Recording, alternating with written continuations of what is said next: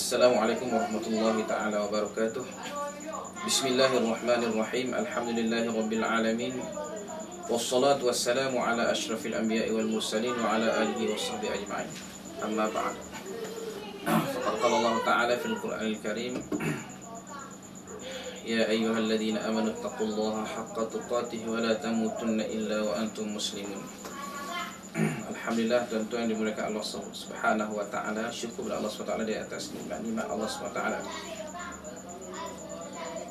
Saya bernama Asyik Ilahi bin Mak Desa. Sekarang ni saya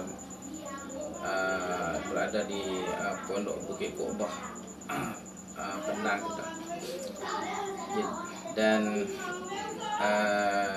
latar belakang saya dulu, saya sebagai jawatan dan saya sebagai ahli PAS, dan dulu saya pernah aktif dalam PAS di Pejabat PAS kawasan Penang di Gajah Mati. Saya sebagai penolong setiausaha Lajnah Tarbiyah PAS kawasan Penang. Jadi saya pernah belajar dulu dengan Tuan Guru Haji Abdul Rahim di Pondok Sungai Jagung. Lebih kurang 8 tahun saya belajar di situ. Dan kemudian saya terus pergi belajar di Patani, Thailand. Lebih kurang 10 tahun saya belajar di Patani. Kemudian selebihnya saya sambung ke Indonesia, di Kediri, Indonesia. Dan di antara guru saya juga Dr. Abdul Aziz Hanafi, pernah saya ikuti kuliah dulu masa kami buat program tasqif siasi, tasqif qiyadi di Pejabat PAS kawasan Penang. 2 minggu sekali, jadi saya hadir dalam kuliah bersama-sama dengan Dr. Abdul Aziz Hanafi, dan saya juga merupakan ahli mesyuarat Dewan Ulama PAS Kedah. Masa itulah sekali bersama-sama dengan Dr. Abdul Aziz Hanafi. Jadi saya sebut nama kedua-dua guru saya ni, Tuan Guru Abdul Rahim daripada Bukit Jagung, Penang, Kedah, dan juga Dr. Abdul Aziz Hanafi, kerana mereka ni menjadi rujukan kepada pihak KDN lah dalam mendakwa isu Mat Sabu ni.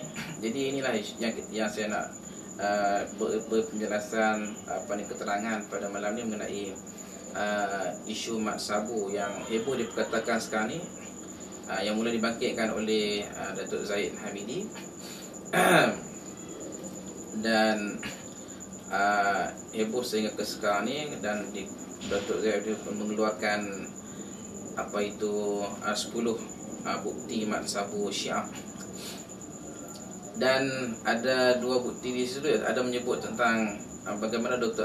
Abdul Aziz Hanafi, iaitu guru saya, dia mendengar Mat Sabu bersalawat cara Syiah di satu kawasan di Perlis ketika ceramah PAS. Dan begitu juga Tuan Guru Abdul Rahim ada melihat Mat Sabu bersolat, ada mengikut ciri-ciri yang dibawa oleh Syiah. Jadi tuan-tuan yang dimuliakan Allah SWT sekalian, ramai orang mempertikai bukti yang dikeluarkan oleh KDN. Ada yang mengatakan bukti itu lemah. Tapi apabila saya tengok kenyataan, orang yang kata bukti itu lemah, mereka hanya menguraikan adakah salah kalau seseorang itu menyebut perkataan Khomeini dan mengagung-agungkan Khomeini dan bergambar bersama Khomeini pergi ke Iran, adakah salah? Jadi saya tengok orang-orang yang tadi ni tidak pernah komen tentang bagaimana yang 9 lagi, kan, macam mana yang 8 lagi.